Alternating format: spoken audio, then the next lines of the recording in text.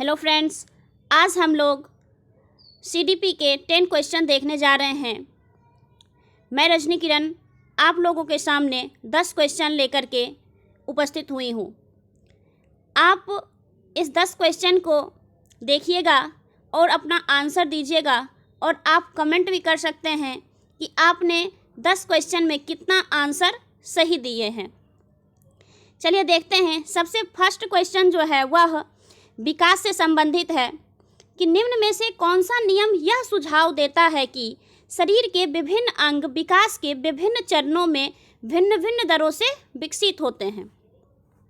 सबसे पहला कह रहा है कि विकास एक आयामी होता है। नहीं, विकास जो है वह क्या होता है? बहुआयामी होता है।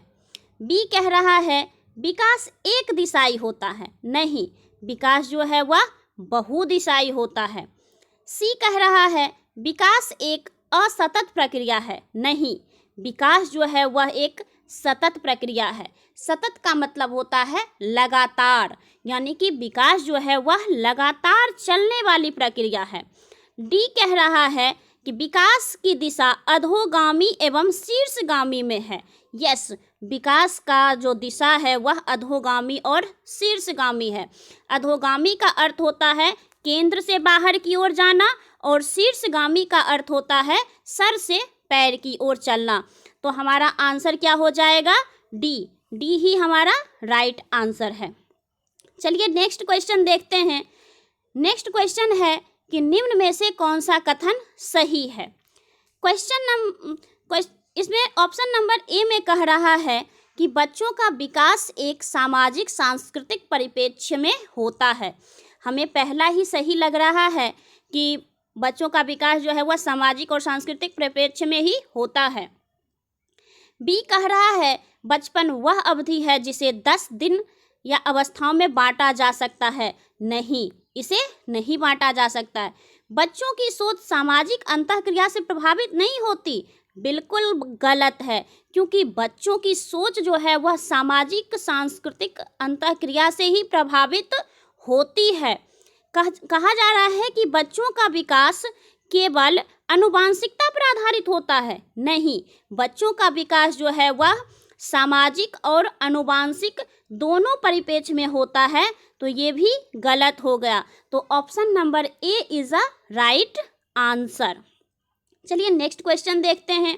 नेक्स्ट क्वेश्चन है आनुवांशिक विन्यास के पूर्व निर्धारित रूप से प्रकट होने की प्रक्रिया क्या कहलाती है? अनुकूलन।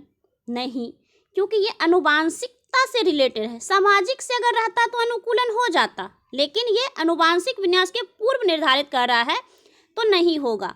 अधिगम नहीं हो सकता है। समाजीकरण, ये सब कहीं ना कहीं समाज से रिलेटेड है, आनुवांशिकता से इसका कोई रिलेशन है ही नहीं, तो ये नहीं हो सकता है। इसका आंसर हो जाएगा ऑप्शन नंबर डी, परिपक्वता। चलिए नेक्स्ट क्वेश्चन देखते हैं।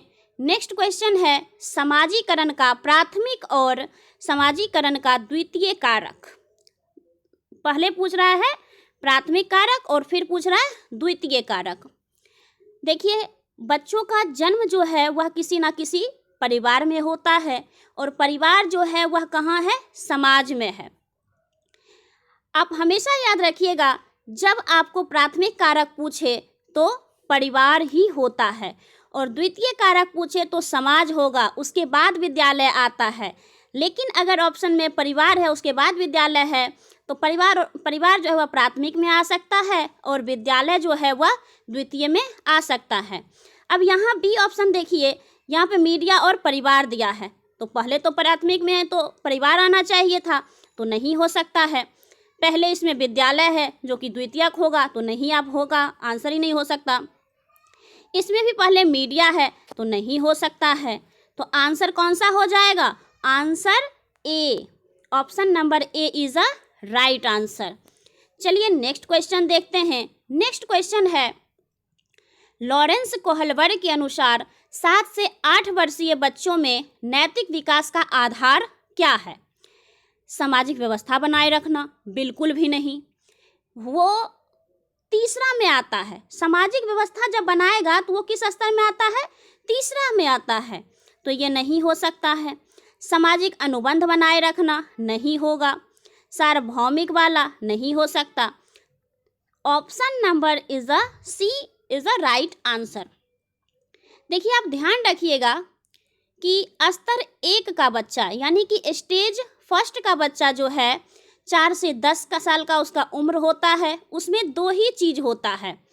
एक होता है दंड और आज्ञा पालन और दूसरा होता है जैसे को तैसे वाला अवस्था। तो इस क्वेश्चन का आंसर आपका क्या हो जाएगा? दंड और आज्ञा पालन। चलिए नेक्स्ट क्वेश्चन देखते हैं। नेक्स्ट क्वेश्चन है, निम्न में से कौन सा सृजनात्मकता का अनिवार्य लक्षण है? यानी कि बच्चा जो कोई क्रिएटिविटी वाला काम करता है उसका लक्षण क्या है? सबसे पहला है अपसारी चिंतन और एक देखिएगा अभिसारी चिंतन। इस दोनों में अंतर क्या है? अपसारी चिंतन में होता है जब बच्चा कुछ एक्स्ट्रा सोचे, जब बच्चा कुछ एक्स्ट्रा सोचे तो वो अपसारी चिंतन है। और जब बच्चा कुछ कम ही सोचे किसी आंसर, जैसे कि 6 + 8 14 हो गया, बस हो गया, लेकिन कितना किस में क्या क्या जोड़े तो 14 हो सकता है, वो अपसारी में आएगा। और सिर्फ 6 + 8 कर दिया 14 हो गया तो वो अभिसारी में हो जाएगा। तो ये तो सृजनात्मकता यानी कि क्रिएटिविटी का कोई गुण नहीं है, तो अभिसारी वाला गलत हो गया। सोच में केंद्रीकरण यानी कि सोच जो है वह छोटी हो, छोटा सा ही सोच पाए तो वो तो नहीं हो सकता। आवेगशीलता नहीं हो सकता। तो हमारा आंसर क्या हो जाएगा? अपसारी चिंतन, ऑप्शन ए। चलिए नेक्स्ट देखते हैं। नेक्स्ट क्वेश्चन है, अधिगम अधिक सार्थक और प्रभावशाली होता है अगर वह मुख्यतः कैसा हो? शिक्षक निर्देशित? बिल्कुल भी नहीं। हमारा शिक्षा कैसा है? बाल केंद्रित है, तो नहीं हो सकता है। सहपाठियों द्वारा निर्देशित?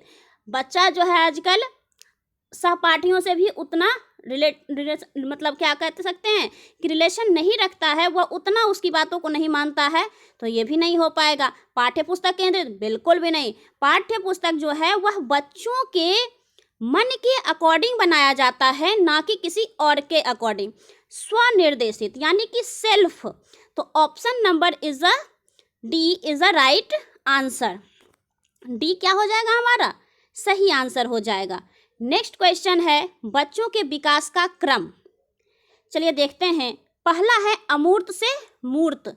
नहीं हो सकता। अमूर्त का अर्थ होता है जो चीज हमें चिंतन मतलब जिस चीज का हम लोग कल्पना करते हैं, और मूर्त का मतलब होता है जो चीज हमें दिखता है। तो बच्चा कोई भी चीज पहले देख के सीखता है, ना कि ऐसे ही कल्पना करना ही शुरू कर देता है।